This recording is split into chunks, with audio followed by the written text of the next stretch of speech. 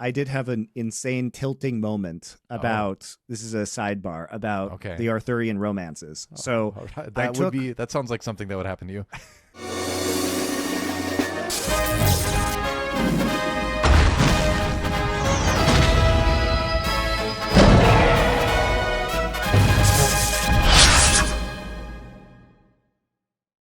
Third Legion returns, and we are back to our 1980s fantasy film marathon. Hooray. It will never end because we're only in 1982. Although 1983 doesn't have so many movies. This one is the big year of many fantasy sword and sorcery films. We're making our way through, though. We're getting there. We're getting there. It will only 50 more to go or so, right? We could do that. We could do that one per week. We can do that in a year. No, easy. If we didn't keep stopping for modern releases, we can do it in 2 years. 2 years. Andor season 2, which is going to be coming up soon. Yeah. But that said, we are doing one of the most famous films from the 1980s, I think in general today, which is Conan the Barbarian. It has finally arrived, the blockbuster hit whose legacy lives on to this day, who launched Schwarzenegger's career, which would then go on to great success and end up with the twist nobody saw coming, which is him as governor of California. I could imagine he saw it coming. Like, the man has a lot of confidence, you know. He's like, I could be governor. I could do that. Yeah, okay. Why not? Let's do it. So, yeah, I mean, this was the thing that really put Schwarzenegger on the map, obviously, and then led to an extremely successful movie star career and other iconic roles in Terminator, Total Recall, Predator, All the everything Way, else. Last Action Hero, Junior, famously. Junior. Was that the one where he was pregnant? Yes. Okay, yeah, that's Twins. Was it like some movie where he's like Danny DeVito's twin or something like that? I don't know that one. Kindergarten Cop, actually kind of a fun film. Jingle All the Way, also a fun film. Total Recall, not a fun film per se, but a good film. A good film. Very good film, which we did on 4Play. So if you guys want to check that one out, it was in our 90s action film arc. So go back and check out our conversation on Total Recall if you desire more Arnold Schwarzenegger. Now, did Arnold Schwarzenegger ever learn to act? The answer is no, but that's part of his charm. He tries really hard. And like, I think he just, especially when it comes to this movie, he brings something by his physique and the way he kind of like moves around that like it really, really works. Like, I couldn't imagine anyone else playing this role, you know? In spite of his lack of acting abilities, I think that's part of the charm of Arnold Schwarzenegger. And also, we did these films chronologically out of order. So if you guys like this episode, go back and watch the Ator, the Fighting Eagle episode, because that film was a knockoff of Conan that was rushed out after Conan's success. And you'll obviously see a lot of that. But the difference between Arnold Schwarzenegger and Miles O'Keefe, who is the star of that movie, one of my complaints about Ator was that Miles O'Keefe doesn't move like he should. He doesn't have the grace or the elegance or the weapon fighting skills to be believable in that part, because he is just very, very wooden when it comes to his combat, and the combat sequences are obviously very badly choreographed, and everything about that movie is hilarious. Please go watch that episode. It is funny. But that is the great contrast here, is that Schwarzenegger is very fluid in his movements in this movie, looks like he is a master swordsman, feels like he really embodies the role that he has been given, and that is the center point of this film, right? He comes across as very believable as a fantasy burly man who is a combat expert and is a force unto himself, and that's what really works about Conan, I think, and that's why Schwarzenegger is good in this part. Ator definitely comes off as much as I love Ator, and I'm a big Ator fan, don't get me wrong. It does come off as someone pretending to be a stone cold barbarian killer, whereas like Conan Barbarian, there is no doubt in your mind that he is a stone cold barbarian killer, you know, and you believe it. You believe it.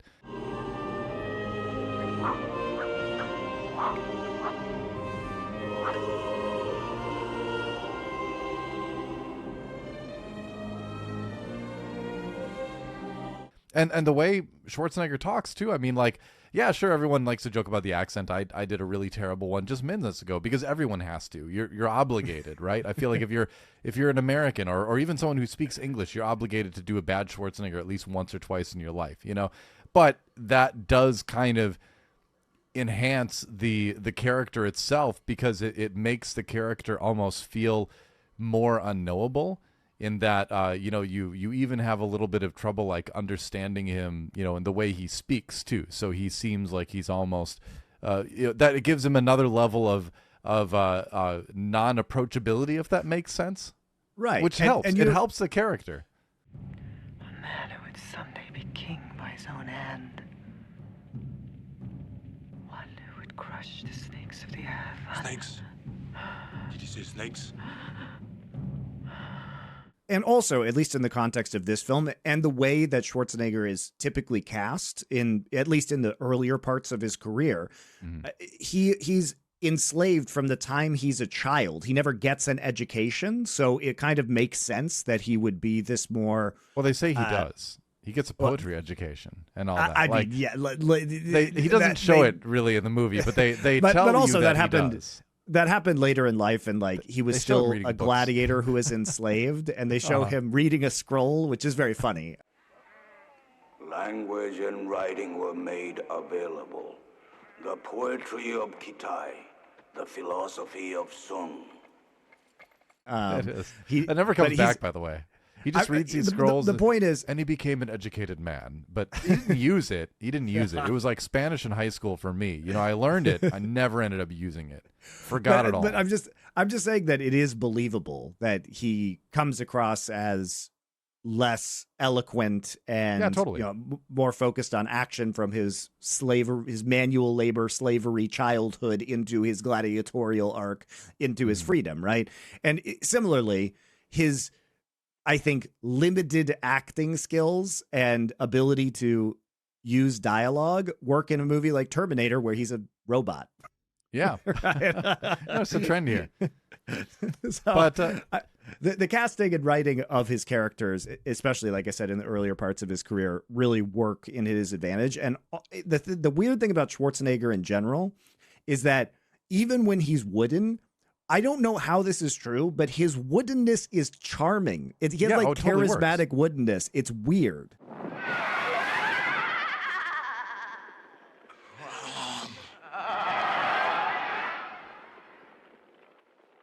It's weird. No, and it reminds me of someone I knew in StarCraft 2, and you might know this person too. His game ID was White Raw, and he was a Ukrainian StarCraft pro, and his English never really got that good. You could talk with him, but it never really got that good. But he spoke it with such an enormous confidence that even though like sentences didn't come out right at all, though, just like the way he delivered it and the confidence that he used what he knew just had this like charm to it that definitely I would say Arnold Schwarzenegger has the same thing, where it's like you love listening to him talk. You do get exactly what he's saying. You get the meaning behind it, but you know the language like it's never perfect, right? But it works, and I think it's a confidence, you know. Yeah. And I would say that because of his more deadpan delivery a lot of the time, it has made some of his most iconic lines. That's the reason they're iconic. Like "Hasta la vista, baby," which obviously is a joke because he's I'll be back. Even in this film, the famous line, "To crush your enemies, see them driven before you, and to hear the lamentations of their women," is a very badly delivered line by Schwarzenegger. But if he didn't deliver the line that way, would it be as famous, right? Because I think there's a tension between the ridiculousness of that line, and many actors would overplay their hand on that, which would make it seem even more cheesy. But his deadpan delivery works in a way because it lets the words be ornate without the delivery being ornate, which makes it stick in your mind better in some ways. It's very strange. Conan, what is best in life? To crush your enemies, see them driven before you, and to hear the lamentation of your women. That is good. No, it works because the there's you think about how, you know, a lot of other 80s, you know, heroes, quote unquote, and Conan's not a hero, but like 80s protagonists in these kinds of movies would deliver lines. There's always like this self-assured cockiness that kind of comes along with it, you know, this like little, you know, wry smile with it, right? Where it's like, I'm so cocky and confident. I'm your Han Solo, right? But so when Schwarzenegger does it with Conan, where there is no hint of cockiness behind it at all, it is just self-assured confidence. It's, you believe him, you know, it's like, oh, this is exactly what he thinks. And he's not trying to play it up because he doesn't need to. There's no subtlety, but that works. He doesn't care about convincing you. He's just saying it because he believes it. And because, again, there's that ultimate confidence in what he's saying, you believe him too, you know? He's strong.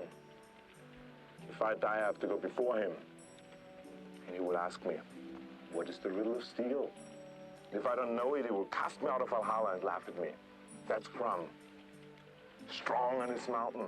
Yeah, and watching him in this movie is an absolute pleasure, because what he cannot deliver in the poetry of his words, he delivers in the poetry of his movement and action, and he's absolutely in the sequences where we get to see his physicality. It really shines, right? He's incredibly believable.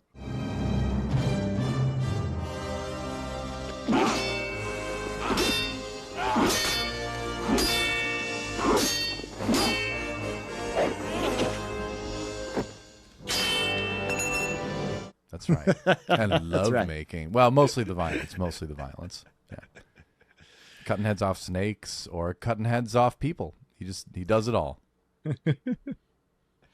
But yeah, I mean, this movie also is just, it has a very solid background in terms of the people who created it too, because John Milius, who directed this, wrote Apocalypse Now, and worked, you know, so that's Francis Ford Coppola, extremely famous, one of the best movies probably ever made.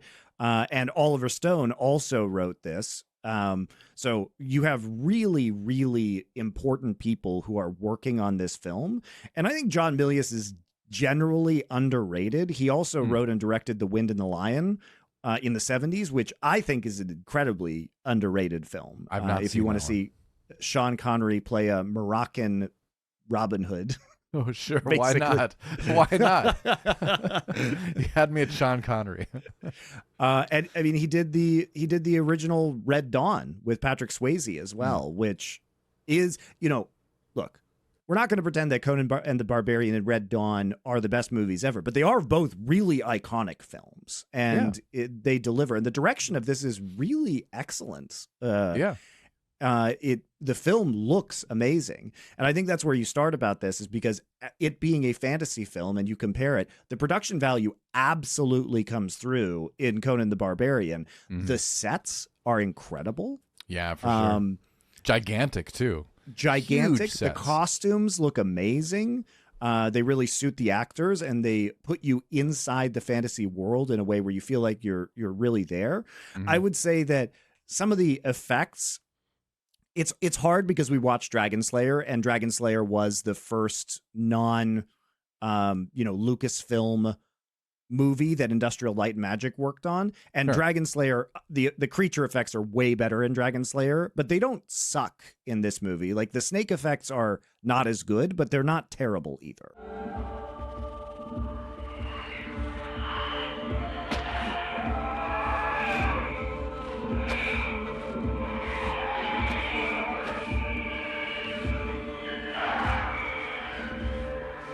Well, they just have a good way of being like eerie, right? And they do the smart thing where they don't have the stuff move very much, right? Where the big snake, like, sure, there's a moment where like he's wrestling with the giant puppet and you can tell, but like the surface looks really good. It looks like pretty believable snake scales. Before that, the only thing that happens is the pupil dilates on the eye of the snake, which looks good, you know? It's a good way of showing that the snake woke up without having like a big puppet going like this, you know, like you might be tempted to do with a giant spider at the end of a different fantasy movie, but you've got stuff like that, it walks the line between not moving a lot, which is good. If you know what you're doing, you know what you're making, you know you don't want to move it a lot, you want to try to stay within the realm of believability. That helps. But then the other realm it goes into is just creepiness, right? Where you have the sequence where James Earl Jones, Thulsa Doom is transforming into a snake. You have this really weird thing where it's like his face kind of like extending a little bit, but not really transforming, and you're like, oh, that's just off-putting, that just makes you feel uncomfortable. But it really works, because it's meant to be, the whole scene is meant to be just a very uncomfortable experience. So using the special effects in that way, I think, really does this movie good too, and that they didn't try to do too much. They kept it on the subtle side, and I think that worked best for them. Yeah, I'm just saying the special effects are because the technical achievements of this film are so good in other areas. I don't think these are terrible, but it definitely is not the same quality as Dragon Slayer, which we've already talked about on this show. And you guys should go check out that show and check out that movie, because I think it's extremely underrated. But that would be, I think, the weakest part of this, because everything else artistically surrounding this, from the cinematography to the design, everything like that, was really fantastic. And also, I mean, I don't think you can say enough about the soundtrack to this film. Oh yeah, of course.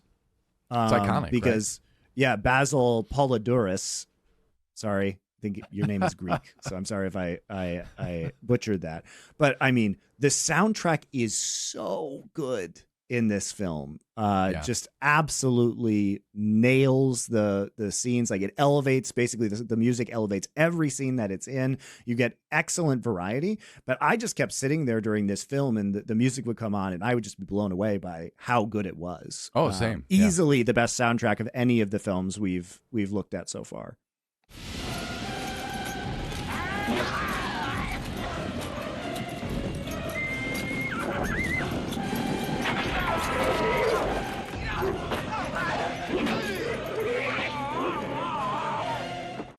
Yeah, for sure. I can't. Now I'm trying to be like, is that true? But yeah, I think it is true that we've seen so far. And it is great. And it really enhances things a lot too, because it's not the typical kind of fantasy music that you would hear even in like fantasy music nowadays, even post the effect that John Williams had on movies in general, and the rejection of the synth vibes that a lot of the other 80s stuff that I'm sure we're going to experience had. This really feels operatic. It feels like opera music, if that makes sense, where it feels like the music is also a big part of telling the story, right, in terms of setting the tone, in terms of the rising and descending action in a scene or something like that. The music is very much like a character in itself, it seems like, in a way that a lot of other really no other films that we've seen from the 80s fantasy marathon that we're inflicting on ourselves has done. Well, and this really launched a very successful career for Poledouris as well, because he would go on to continue to collaborate with Milius, as well as he worked extensively with Paul Verhoeven in the future. So RoboCop he did, Starship Troopers he did, but also like he did the soundtrack to, which is also very good in this film, The Hunt for Red October, which is actually low-key one of my favorite movies ever.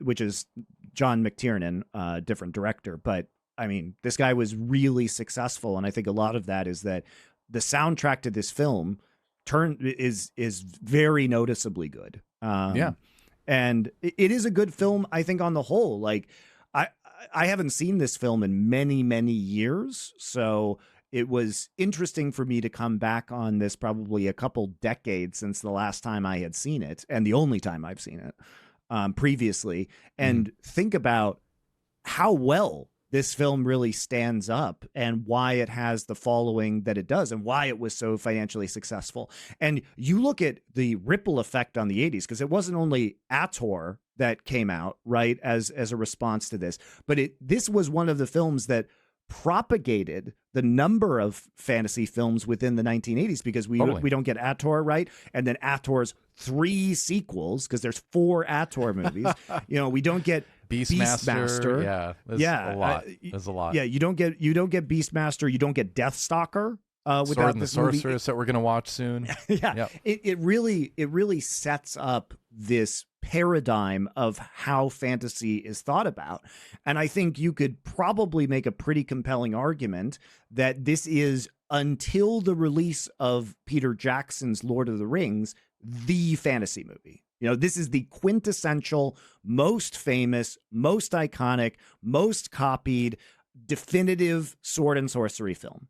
I am struggling to think of a movie that I would put up against what you're saying. Yeah, basically for 20 years, from the early 80s to the early 2000s. No, I think you're right. It's hard to think of a one that, Well, especially now that we have the luxury of retrospect, because we're 40 years removed from this film. If you think about this now, what fantasy film had more legacy? Has been more impactful than this one? It would be difficult to say, because it did do. It had a bunch of relatively unknown people like Schwarzenegger, like Poledouris, John Milius. Look, I like The Wind and the Lion, but let's not pretend that John Milius was super famous. I mean, writing Apocalypse Now is pretty badass. People have heard of that, I think. I do think that this opened a lot of doors for many people who worked on this movie. And in retrospect, you could say, wow, look at all these successful people working on this movie. But this is one of the things that earned them that success. Yeah, for sure. And it had a great cast, too. I mean, if we want to talk about the cast for a little bit, there were some very notable actors. Obviously, the one that jumps out first, I think, in everyone's mind is James Earl Jones as Thulsa Doom, who, funny enough, has the same haircut in this movie as my almost 2-year-old daughter does right now, which I thought was kind of crazy that Thulsa Doom and my toddler have the same haircut. But it works for both of them in totally different ways. On James Earl Jones, it looks very kind of off-putting, but also menacing. My toddler, it looks adorable, and you can do pigtails with it. You could probably do pigtails with Thulsa Doom as well, and I think he would look adorable with them, but they didn't choose to go in that direction. What I'm saying, though, is that James Earl Jones crushed it in that role. He really brings like a level of seriousness to the universe, and in that this is a villain that feels believable. This flame will burn away the darkness, burn you the way to paradise!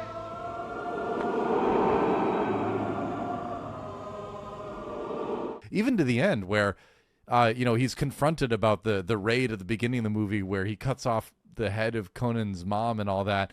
And Conan's like coming back for revenge, and he was like, oh yeah, I did that. He's like, I cared a lot about steel back then, but I was so wrong. Like, he's even... It must have been when I was younger. There was a time, boy, when I searched for steel. And steel meant more to me than gold or jewels. He evolves over time. And I like that about the villain too, that he's always into snakes. Just like the guy in Ator is always into spiders.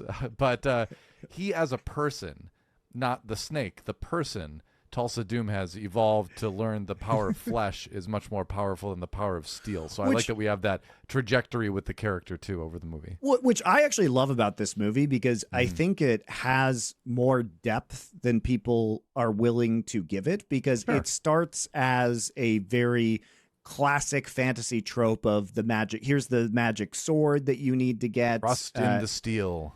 Exactly. Yeah. And we have this whole culture based off of the steel. But I do think that Thulsa Doom and his monologue about the power of flesh, where he orders one of his cultists to jump off and kill herself and says, hey, this is real power. And it's about the person who wields the steel rather than the steel itself being powerful, is an interesting subversion of fantasy tropes that and mythological tropes. That is strength, boy. That is power. The strength and power of flesh. What is steel compared to the hand that wields it? I mean, these narratives about the power of a weapon. Look at Excalibur, a film based off of the Arthurian romances that we have covered, and because it came out in 1981. The sword literally makes you king. The weapon is doing the work. Versus this. And once you're king, you need the more powerful sword, which is thrown at you by some lady in a lake. That's right. That's just how it goes, Speaking of which, Doa, I did have an insane tilting moment about this is a sidebar about the Arthurian romances. So that sounds like something that would happen to you. Yeah. Continue. I took my son to Legoland here in Korea, and in the medieval world of Legoland, they have a churro with like cardboard sword handle stuck in ice cream. And you know what this is called, Doa? What? Excalibur.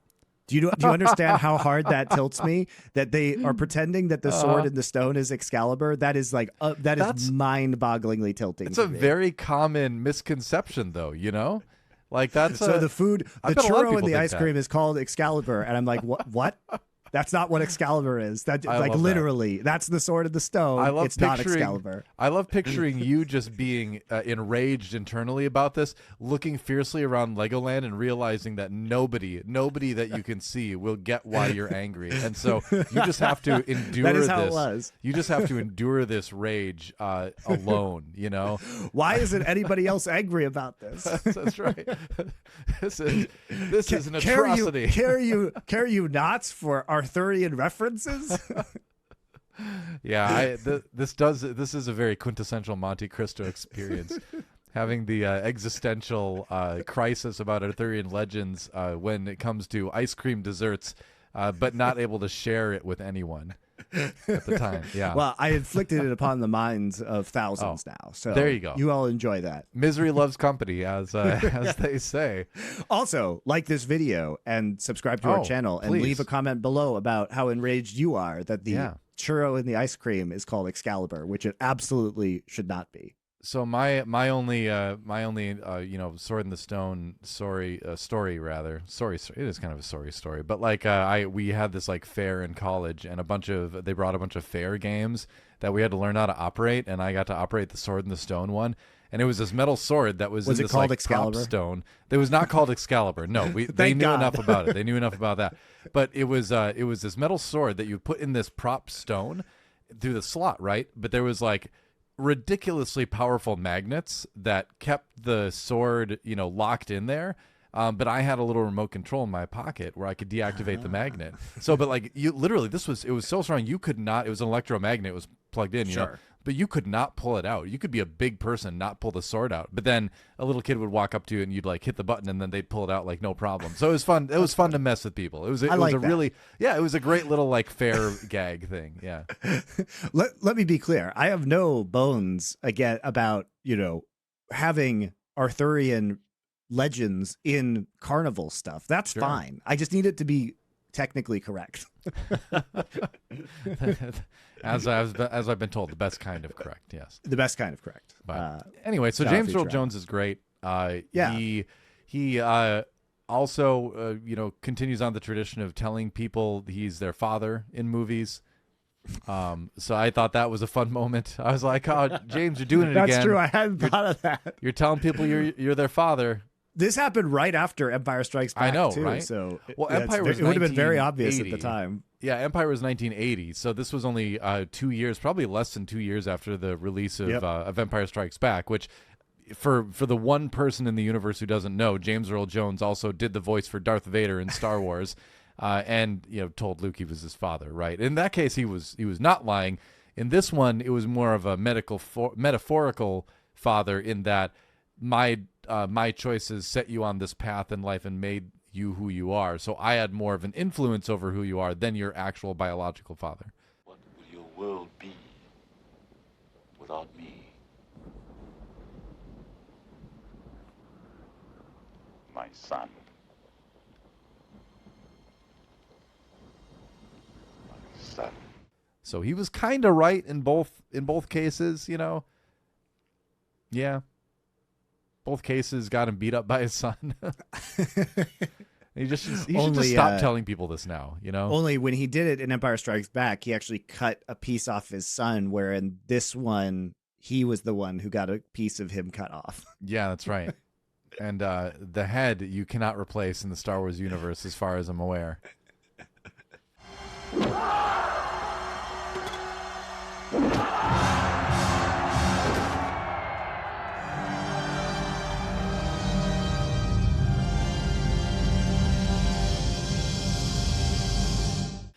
Oh, wow.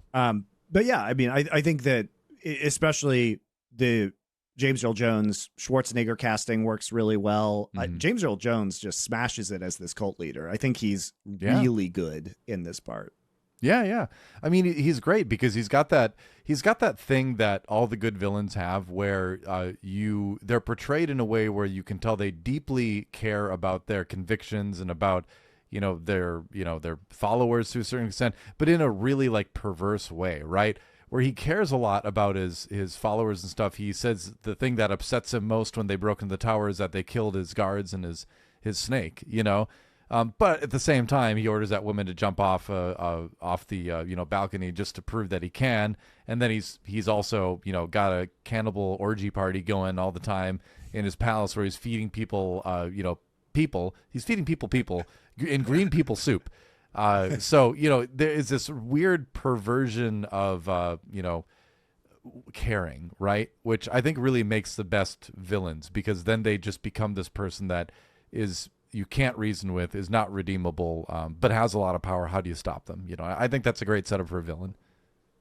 Yeah, I agree. And also, I think that some of these actions and the more shocking parts of this movie really drive home the stakes and the characters. I really like the scene where Conan is infiltrating the mountain and they're in the kitchens butchering human corpses in order to make the food, and you're following them as they carry it out, and they're weaving through with this cauldron of green liquid and human body parts between with the orgy that's happening around the snakes, and we see Doom turning into a snake at that point in time. It's a very iconic and memorable sequence that it's creepy. I think underscore. Yeah, it's super creepy.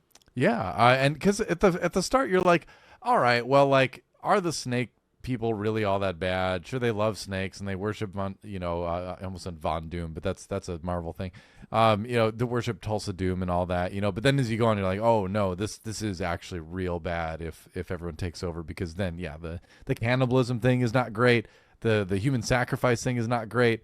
I could go on. It's a pretty big list of reasons you don't want the snake cult to succeed, but I like that it sort of ramps up over time as far as like the horrors that this cult are kind of like perpetrating, right? It goes from raiding a village to, like cannibal orgies at the end, So it really does go up to 11. I mean, it starts with murdering people and taking children as slaves and working them throughout their entire childhood. That's pretty bad too. Pushing the wheel of pain. Yeah, what were they doing there? Were they grinding flour? What, like? Yeah, it's a mill. Yeah, I guess. I don't see them eating any bread, though. Why would they give the slaves the bread? Well, no, but I mean, like, you think the people around the slaves would be eating the bread.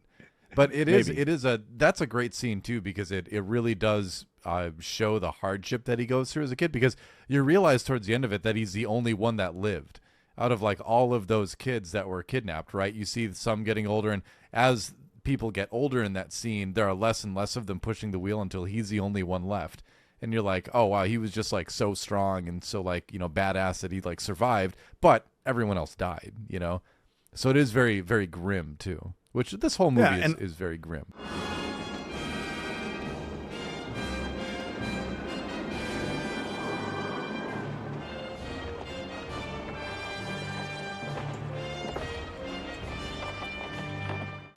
I also think that the pacing on this film is good. And one thing I want to give it credit for is that if you compare this to the voiceover narration at the start of Ator, where he tells this whole story and then it was like, one. But no, it wasn't the guy I was telling you the story about. It was his son. Just kidding. Which is just terrible and overwrought and too long. What I like about this film, though, is that it doesn't commit the sin of over-explaining things. It literally just in a pithy manner says, this is how things are at the start. We get the voiceover. It's from a character that we meet later on, so it's contextualized later. And it moves at a very good clip through his childhood and through the early parts of his life and the entire gladiatorial sequence to get to the more immediate plot of the film. And it explains who he is succinctly without extraneous details. We don't get a lot of bullshit explanation of the world that we don't need or that ruins the world. It's just saying basically super matter of fact, this is how it was. And it uses actual intelligent techniques, like you're saying, of showing a montage with the number of people decreasing to give you information visually that you need without taking up a lot of time. I like a movie that lets you really realize successful things. at that. Yeah, it's because it's a movie that lets you realize things. It doesn't like. I feel like if this was made nowadays, and I guess I never did go back and watch the 2011 Jason Momoa version. I admit I haven't seen it yet. But if this would be made nowadays in that scene, you'd see like some of the kids like falling over and dying and all that. It is like, look, they are dying. Whereas this movie, it just goes on. There's less and less, and you come to the realization, and so you are kind of like feeling that horror of realizing it versus just being shown it. Which again, like, we're kind of, I feel like we are kind of callous and deadened to seeing these kinds of things in movies now, if it's just shown to us. But if we have to realize what's happening ourselves, I think it has more of an emotional impact. So I think they did a good job with that. But you mentioned the voiceover at the beginning. That's a voice that I think a lot of our viewers are going to recognize, because the actor Mako was also the voice for Uncle Iroh in Avatar: The Last Airbender for the first 30 episodes. That. Yeah, it's him. They had to change actors because he passed away in 2006. In fact, one of his final episode, I think, that he voiced is dedicated to him. You'll see it in the show, right? So, but yeah, if you're an Avatar: The Last Airbender fan, you would recognize the wizard because, the same actor. Yeah. Do flowers grow around here? Flowers?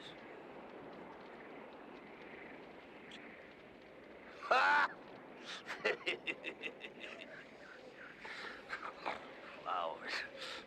Very beloved character as well. For sure, yeah. Mm-hmm. And then we've got. I didn't realize that though. Yeah. Mako is his. I guess it must be stage name. I'm sure he has a longer name, but this is what's listed on IMDb anyway. When I was doing my research, but then we also have Max von Sydow as well, who is a pretty popular Swedish actor and plays the king in this. And he's not in it very much, but I think he does a good job of, kind of telling Conan. Yeah, you think like jewels and fame and all women lamentations are so great right now. But that's not everything, there's more to life than that, I think he's a good actor to deliver that stuff. And he also delivers half of the map to find Luke Skywalker to Poe Dameron in Star Wars Episode 7, The Force Awakens, too, which I think was his last role, actually. Funny enough. Huh. Yeah. Oh, no, I take it back. So he was in a couple more things, but not many. Oh, okay. Yeah. I think also what's so interesting about this movie is it really is very carnal and raw, not only in terms of its willingness to show sex, but also violence. You really get a sense of the life or death stakes of this world where you take pleasure and inflict pain as you can find it. Mm-hmm. And it works really well, I think, to set up the stakes of the universe that the characters are in. I don't find the sex or violence particularly gratuitous in this. I think it really does. I mean, for us now, it serves sure. a purpose.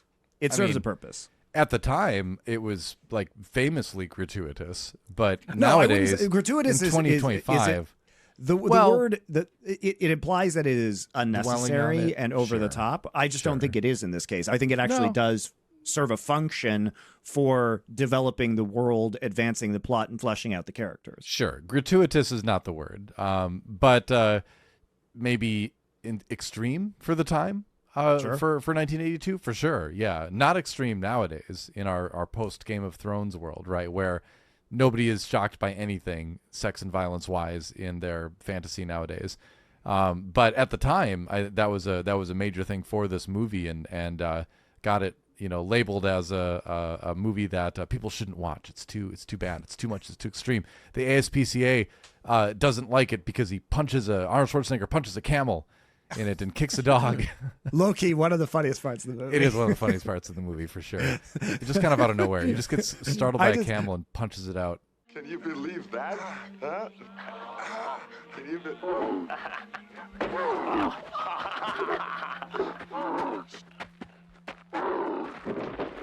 I just laughed so hard when he's in the market and the camel just pops up, scares him, and then he just KOs the camel, and then Subutai just says, Yeah. All right, we better get out of here before people get mad that we punched a camel. It's not basically, stealthy. they just peace out. Yep. Subutai as well, played by Jerry Lopez, who was a world famous surfer, like a super famous surfer apparently. But they had so much trouble with his dialogue that he was apparently entirely dubbed over by another actor. I guess so. That's a fun fact there about Subutai, is a famous pro surfer in real life. Who are you? I am Subutai, thief and archer. I am Hakenian, the great order of Kurlet. Yeah, I also like, speaking of Subutai, I like the aesthetic cues they took from history, because this film has a lot of Mongol influences in it, from the name. Obviously, the name Subutai is a Mongolian name. The armor that Subutai wears is Mongolian armor. So the Mongolian aesthetic runs through this film, pretty deeply, which is interesting because you don't see a lot of fantasy living in the nomad horseman era, right? Sure. Whereas as this feels, the world feels transient, like you would have had with, under the Mongols. So I like that they draw on these elements in order to flesh out this world. Yeah, it's fun because you can definitely tell that there's a lot of wandering cultures, right? There's a lot of people from different areas, people raiding other people. There's not really, we have a king in the movie, but it doesn't feel like there's any real firm political boundaries for kingdoms or anything like that. You'd imagine it's probably, nomadic tribes and city-states, which is how it probably would have been, back there effectively. So back then, and this was kind of like, there's no specific time, obviously, that this is supposed to take place, and it is a fantasy world, but it's like, it's supposed to be like in the far BC era kind of type thing, but it's not really important. I love that. I love that about the first narration, where it talks about after the fall of Atlantis, this is when it happens, which puts it into the distant, prehistorical past, which is just very fun. It's like a very fun way to set the timeline of the world in a fantastical setting. Between the time when the oceans drank Atlantis and the rise of the sons of Arius, there was an age undreamed of. And I also like that you bring up the king. What's interesting about the king is that he basically asks Conan and Conan's accomplices to get his daughter back. And even though the snake cult has taken root and built this temple within his city, he himself appears powerless to stop these things from happening. And I think that's what's so sinister about the world of Conan, is it feels like even in a place that should be safe, malevolent exterior forces are always exerting their influence in ways that people cannot stop, right? Yeah. Only Conan can stop it, or only people who are brave enough to go out and do something for good are the ones who can stop this, or not even for good, but for money. They're mercenaries, right? Who are convinced to go do this at first by the wealth of the king. But I think it's an interesting plot point that the wealth of the king is not enough to stop the snake cult in his kingdom. It's not enough to get his daughter. He needs other powerful people in order to do that. Yeah, well, it's just extreme lawlessness, right? I mean, you can try to establish laws, but in a world like that, a religion can come in, or another, culture can come in and just be like, well, we don't care about that. And we're here and we're getting people on our side. What are you going to do about it? Do you want war in the streets? Because that's probably what you'd have. And most kings would try to avoid that, And so it seems like he, didn't want to cause all that pandemonium and just kind of accepted it. And now things are kind of getting out of control, right? Obviously they are if your daughter's running off to join the snake people. But, he's trying to get her back, We also have Conan's other companion, Valyria, as well, who's around there. She tries to get Conan to not go. She's like, hey, we got everything we need. Let's just head off with the jewels and just kind of live an easy life, But Conan is driven by revenge and the riddle of steel, right? He wants to know what's up with that steel. So he's going in anyway.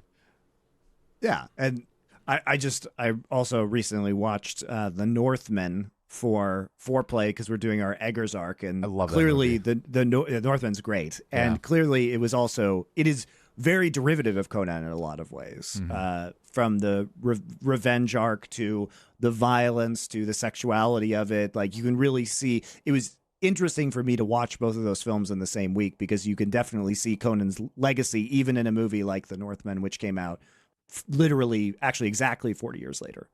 But yeah, part of this whole barbarous sword and sorcery arc, because The Northman is obviously highly fantastical in and of itself. Did I tell the story about going to see The Northman in the theater with my wife yet on the show? I know I haven't told it, but so The Northman is obviously it's set in, like, you know, the old Norse timeline where you got Vikings and people raiding and all that kind of stuff. Old Scandinavia, right? So my wife and I went to see it in the theater, and the movie ends, of course, with this epic battle between the main character and his nemesis, who are fighting with giant swords naked on top of a volcano. In a volcano caldera with lava. It's epic. Like jumping over lava. It is one of the most like heavy metal, hardcore, like amazing fight scenes you'll ever see in a movie. Two naked dudes swinging swords at each other in a volcano. But it's great. So the movie goes on. It ends eventually, and the whole movie is like dialed up to not 11 but like 15. The whole movie is like extreme to the max, visually and thematically and everything. But set in this Viking, esque sort of society. So anyway, the movie ends very, kind of abruptly with a big climax, and it's crazy, right? And so the movie ends, and I have Scandinavian heritage, so I leaned over to my wife and said, so anyway, that's a little bit about the history of my people. And she just loses it, just bursts out laughing, like the loudest, one of the loudest times I've ever heard her laugh. And everyone in the theater just turns and looks at us like, what is wrong with this person? Because it is not a moment that you would burst out laughing if you just watched this movie. But it was hilarious. And so that's my Northman. That's the joy of seeing movies in the theater. Nicole Kidman would be proud. Really felt the magic of cinema. Also, she's in The Northman. That's right. That's right. She is. I forgot about that. She'd be extra proud that we saw her movie too. I forgot about that. No, you're right. Yeah, it works on so many levels. That's right. But anyway, my point is like, having watched these movies, you can definitely see that Conan's fingerprints are all over The Northman, right? And that's the kind of legacy that it's had. Is that I think it created this appetite for this tone of fantasy film. Sure. Mm-hmm. And, it is pulpy, and obviously it does come from, much earlier stories from pulp fantasy, storytelling previously. Of Conan the Barbarian. And short stories, right. Yeah. Mm-hmm. But this is, the realization of it obviously affected film, and it clearly hits a chord with people because it resonates, this really resonates with people. And I think the enduring success of this film, too, is also just remarkable, because while it did well at the box office, it has just continuously been a famous film. It feels like it would be hard for anybody to have watched any fantasy and not have seen this film at some point in time, because, like I said, it has become so iconic, and it is still so regularly referenced, so regularly discussed by people, that it persists many years later, maybe more than it deserves. But it really does come together very well. And I was shocked, not having seen this film in such a long time, at how good I thought it was. Yeah, I liked it a lot. I also had not seen it in a very, very, very long time, to the extent that, like, I remembered certain things about it here and there. I remembered, the stretchy face part with James Earl Jones. I remember the famous lines. I remember like bits and pieces of it, but getting to just sit down and watch it again throughout, start to finish was a ton of fun. And I just can't get over like the best part, like the music, the costuming, like the cinematography, the locations, everything was just really, really good.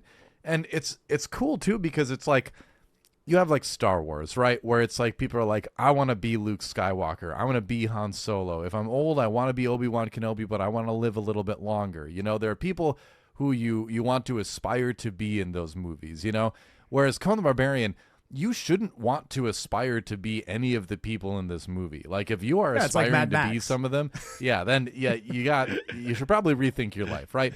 But it is just fun to see the journey that they go on, right? And it's fun to see the, themes of like revenge reaching logical conclusions, right? Where there is this sort of emptiness at the end that Conan feels, right? Because he succeeds, but what is success really, right? You've spent your whole life gearing up to just kill this guy, and then you do, and then what? What and are the you gonna woman you do? love has been shot by a Right. snake arrow. And you you pulled that snake out of your girlfriend, and she died in your arms, right? Last breath right into your mouth like she wanted.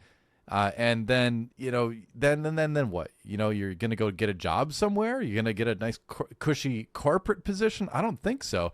We know Conan just went to the West and had more adventures, right? But there's this profound feeling of emptiness, right, at the end, where it's like the Pyrrhic victory of I've succeeded in my mission, but I have nothing. It's cost me everything, basically. And so I like that kind of journey with a moral to it at the end, where it's like these people, shouldn't necessarily be rewarded in the same way as like a Luke Skywalker is at the end of Star Wars, right? There should be more penalties for being that type of person and going on this type of mission. So I like that it follows through with those themes and doesn't shy away from it and give us the happy Hollywood ending, like I think we'd get now. I think if they made it now, he'd get the girl at the end and everything would be fine and he'd become a king and be happy, right? But this is fine with not having a happy ending, which I like. Yeah. And I mean, we will go over the sequel to this, obviously, as well, Conan the Destroyer. That will be included in our fantasy arc. It does have Schwarzenegger comes back, but it is a pretty different group of people who end up making that film in terms of the screenplay, director, everything like that. So should be fun. Unfortunately, I'm looking forward to I wish we had actually seen the continuation of the same creative control behind the film. Yeah, I suppose it's fun to see what new people can do with the same, universe at least. But it almost seemed amazing that this movie got made to begin with, right? It kind of got passed around a little bit. It took a long time for them to even secure the rights to make it in the first place. So it's kind of amazing that it happened. It's kind of amazing the effect that it's had on science fiction, fantasy for, the years afterwards. And going back to what you said earlier, you are right that like there really wasn't another landmark fantasy film until Fellowship of the Ring, until the Lord of the Rings trilogy started. And now we've seen the impact that has had over the last 20 years now on cinema, especially, it's very similar. If you look at the movies in the early 2000s, the fantasy films in the early 2000s, copying so much from the Lord of the Rings films, and then the way that all these movies that we're going to see going forward in the 80s copy a lot of stuff from Conan, right? And the Ator ones are definitely the prime example of that, right down to, meeting a witch in the forest who kind of looks like Cher and being seduced by her, What are you talking about? They didn't just swap out the snake cult for the spider cult in Ator, though. They totally didn't do that. Well, don't worry, Monty, because not to spoil you on the next Ator movie, but they got a snake cult in that one. So we just gave up and just copied the snake cult. Yeah, and it depends on how you define fantasy movies too. I think obviously there are different kinds of fantasy films, and there are very much influential or other famous fantasy films from the 80s. But, I think there's a difference between, say, a film like Excalibur and a film like Conan the Barbarian, which is much more pure sword and sorcery movies. We'll end our conversation like this. Do you think that Conan is the best film we have watched so far? Yeah, I think so. I think pretty well. I mean, Excalibur was really good too, actually. But the thing about Excalibur is, I think I love Excalibur, but this is a more I think it's a more uneven experience. Dragon Slayer like has some really high highs and some lower lows. Yeah, I wasn't. Where I think you could say the same thing about Excalibur. The thing about Conan is it's just like kind of like generally, it doesn't have the same highs, but it's just generally good the whole way. I think it lives up to the spirit of pure classic sword and sorcery fantasy in a way that makes it, I think, the best movie that we've seen out of the 80s stuff. But I do also agree with you in its midness too, that it has this steady level of, not mediocrity. It's not a mediocre movie. It's a good movie, but it's steady level of good to very good, I think it is into the very good quite a bit, So yeah, I think I can pretty easily say it's the best we've seen so far in our 1980s journey, our quest, if you will. 80s quest. The 80s. I'm just kind of looking through the massive list of other films that we have to watch in this arc, and I think out of the kind of sword and sorcery one, it's hard to say that there's going to be a better film. There are other famous films that would fall into this, like Highlander, for example. But again, sure, that's not Highlander, really the sword and sorcery kind of thing, though. It kind of is, though. It's just it's set in modern times, but it is about magic people. But also the thing about set Highlander, in modern times disqualifies it, I think, from being, because it's also set in ancient times. Sure, but it's mostly set in modern times, though, if I recall correctly. So it's I think that disqualifies it from being a classic sword and sorcery fantasy film. In my mind, I mean, I think its roots are definitely in the medieval time, and there's tons of flashbacks. But also, I think just in general about Highlander's quality, as good as some of Highlander is, it is also massively dragged down by I love Sean Connery. He's fucking terrible in that movie. As the Spaniard, he's so bad. Speaking and there are of sequences that are just really bad in Highlander. Here's a question for you. Speaking of fantasy movies, we're going to run into at some point in the 1980s. Are we going to watch Splash? I don't even know what that is. Splash is the movie about Tom Hanks falling in love with a woman who is a mermaid. No. Yeah, it's set in modern times. It is fantasy. Technically fantasy. No, we're not doing anything that, like I said, Highlander at least is about sword and sorcery. It is. Sure. That's so not we do want to arguable. gear more towards sword and sorcery. Got it. Okay. Yes. All right. Yeah. We're not going to watch Ghostbusters as part of this either. No, you know what I mean? that's more science fiction than it's a both. It's both, sure, but no splash is what you're saying. No splash. That's the important part. No splash. Okay. Yeah, I'm thinking Sorry, about Splash other fans. I'm thinking about other just sword and sorcery films. Labyrinth would be another one, but Labyrinth is also not amazing. Honestly, yeah. I mean, it's too. Is that okay? So, are you also kind of? We've never talked about Labyrinth. Are you kind of in the same category with me, where you think Labyrinth is overrated? It's very mid. Yeah, I agree. All right, I hate that baby song. I hate it. The baby said, "Shut up, shut up, David Bowie." That's the only time I would ever tell David Bowie to show up, because I would never want him to otherwise. But I don't want to hear the baby song, Mr. Bowie. I know, he's passed, but still. But there are other films. Legend would be another one, from the 80s. We're going to get to the Dark Crystal pretty shortly. So right. I don't know. I think a lot of these movies have good points to them, but I think Conan the Barbarian is the most kind of consistently good experience throughout the entire movie. It's the best crafted so far. And like I said, I'm just looking forward and thinking about what else we have to watch. And I am struggling to come up with a film that I think is better than this one. Well, I mean, wait till you see Ator 2. That's all I got to say. Yeah. But maybe I'll be surprised. I mean, I was very pleasantly surprised by Dragon Slayer, a movie I had not seen before. Yeah. Well, I will say the one that we're going to watch next, which we haven't talked about. We're going to watch The Sword and the Sorcerer next. That is also a very entertaining film. Not maybe in, again, the greatest way, but it is a very entertaining movie. And you know what's interesting about this, The Sword and the Sorcerer, is that it ends up being released about a month after Conan. Conan was released in or I guess it was released in May. So it was actually released in the United States a month before Conan. So you do wonder how much of an effect these two films being so close in release date had upon each other, whether The Sword and the Sorcerer kind of primed the audience. Because The Sword and the Sorcerer was a pretty low budget film, but it actually 10x'd its revenue at the box office. So I haven't seen The Sword and the Sorcerer, by the way, so I'll be coming into this blind. But the fact that it came out a month in America, a month before Conan the Barbarian, and it was a box office hit by all accounts.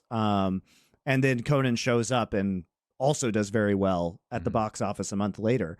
I think goes to show how much appetite there was for these kind of films in the 80s. And, potentially how The Sword and the Sorcerer could have prepared the American audience for Conan's release a month later. Well, it's going to be really interesting to see it die out as the 80s go on, too, because there was definitely a sort of a waning of love for this kind of fantasy movie, later on in the 80s that led to a 90s decade that didn't really have any of it, We didn't really grow up with fantasy movies in our childhood, at least not like this, not sword and sorcery type of fantasy movies. We had like Hook and stuff like that, which was great, right? But no classic quote unquote fantasy kind of stuff, again, until Lord of the Rings in 2001.